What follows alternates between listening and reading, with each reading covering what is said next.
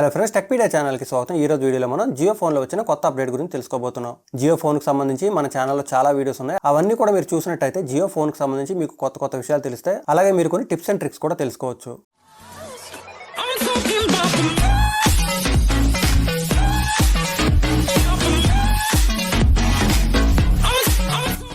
ఇక ఈ రోజు టాపిక్లోకి వెళ్తే మీరు స్క్రీన్పై చూస్తున్నారు కదా, మీకు ఫేస్బుక్ కనిపిస్తుంది. అది కూడా జియో ఫోన్లో.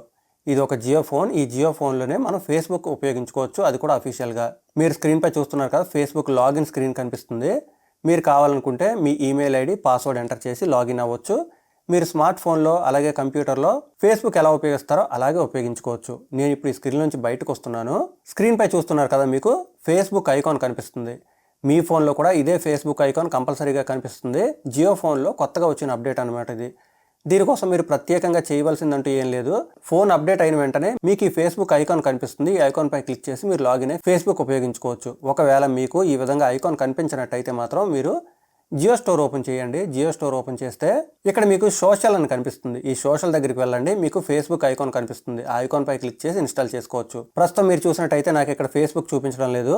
కానీ ఫస్ట్ టైం నేను ఫేస్బుక్ ఇన్స్టాల్ చేసేటప్పుడు ఇక్కడ ఫేస్బుక్ ఐకాన్ కనిపించింది. ఒక్కసారి ఇన్స్టాల్ చేసిన తర్వాత ఆ ఐకాన్ ఇక్కడ కనిపించడం మానేసింది.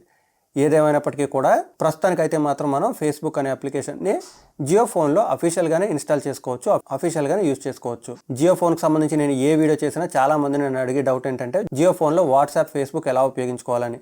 ప్రస్తుతానికైతే వాట్సాప్ రాలేదు, కానీ ఫేస్బుక్ అయితే మాత్రం అఫీషియల్గానే వచ్చింది.